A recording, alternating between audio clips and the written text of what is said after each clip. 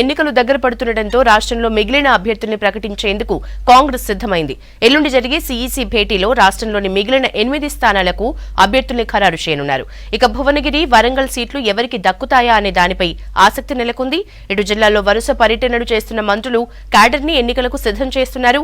BRS అవినీతి పునాదులపై ఏర్పడిందని, అధికారం కోల్పోయిన 100 రోజుల్లోనే ఆ పార్టీ కుప్పకూలిందని విమర్శించారు మంత్రులు. ఎన్నికలు దగ్గర పడుతుండటంతో రాష్ట్రంలో మిగిలిన అభ్యర్థులను ప్రకటించేందుకు కాంగ్రెస్ సిద్ధమైంది. ఎల్లుండి ఢిల్లీలో కేంద్ర ఎన్నికల కమిటీ సమావేశం జరగనుంది. ఈ భేటీకి సీఎం రేవంత్ రెడ్డి సహా ఉత్తమ్, భట్టి హాజరు కానున్నారు. మిగిలిన స్థానాలకు అభ్యర్థులను ఖరారు చేయనున్నారు. వరంగల్, భువనగిరి స్థానాలపై క్లారిటీ వచ్చే అవకాశం ఉంది. రాష్ట్రంలో ఇంకా 8 స్థానాలకు అభ్యర్థులను కాంగ్రెస్ ప్రకటించాల్సి ఉంది.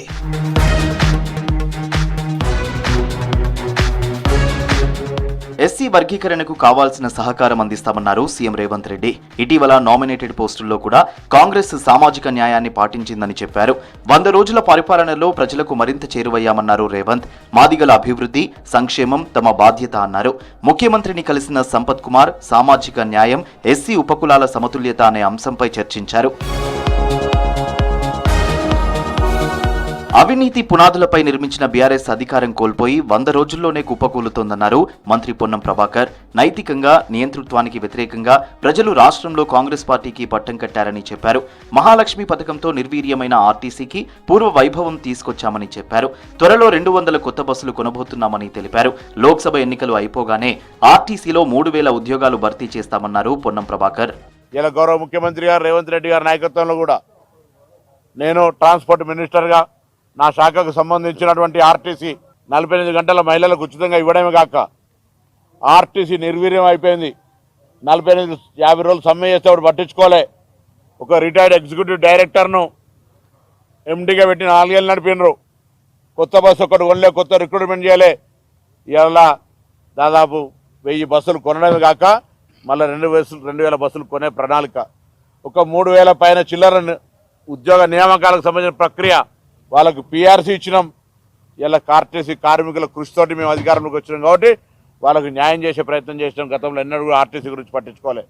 పార్టీ నిర్ణయానికి వ్యతిరేకంగా ఎవరు మాట్లాడినా క్రమశిక్షణ చర్యలు తప్పవని హెచ్చరించారు TPCC working president MLC Mahesh Kumar Goud. పార్టీకి వ్యతిరేకంగా మీడియాలో ప్రకటనలు చేస్తే చర్యలు తీసుకుంటామని చెప్పారు. భిన్నాభిప్రాయాలు ఉంటే పార్టీకి అంతర్గతంగా తెలియజేయాలన్నారు. నల్గొండ జిల్లాలో మాజీ మంత్రి జగదీష్ రెడ్డి 1000 కోట్ల విలువ చేసే భూములు కొల్లగొట్టారని ఆరోపించారు ఎమ్మెల్యే వేముల వీరేశం. అందుకు సంబంధించిన ఆధారాలు తన దగ్గర ఉన్నాయన్నారు. దమ్ముంటే చర్చకు రావాలని సవాల్ విసిరారు వీరేశం. గత ప్రభుత్వంలో ఉన్నటువంటి వాళ్ళు మీరు మీ బినామీలు 1,50,000 ఎకరాల ప్రజల ఆస్తుల్ని, భూముల్ని కొల్లగొట్టింది నిజం. నేను ప్రూవ్ చేస్తా, లెక్కలతో సహా నేను నిరూపిస్తా. ఛాలెంజ్కి సిద్ధమైతే, ఛాలెంజ్కి మీరు సిద్ధమైతే మీరు వస్తారా, మీ పైన నాయకులు వస్తారా? లెక్కలతో సహా, సర్వే నెంబర్లతో సహా, ఏ జిల్లా, ఏ ఊరు, ఎక్కడ ఆ భూములను గుంజుకుంటే ఒక కుటుంబానికి ఎకరం ఇచ్చిన 1,50,000 కుటుంబాలకి ఈ రాష్ట్రంలో భూమి వంచేటువంటి ఒక అవకాశం ఉంది. వనపర్తి నియోజకవర్గంలో పలువురు కాంగ్రెస్లో చేరారు. మాజీ మంత్రి చిన్నారెడ్డి, జిల్లా మహిళా అధ్యక్షురాలు ధనలక్ష్మి సమక్షంలో పార్టీలో చేరారు. బీఆర్ఎస్, బీజేపీ, బీఎస్పీ నుంచి వచ్చిన కార్యకర్తలకు కండువా కప్పి ఆహ్వానించారు.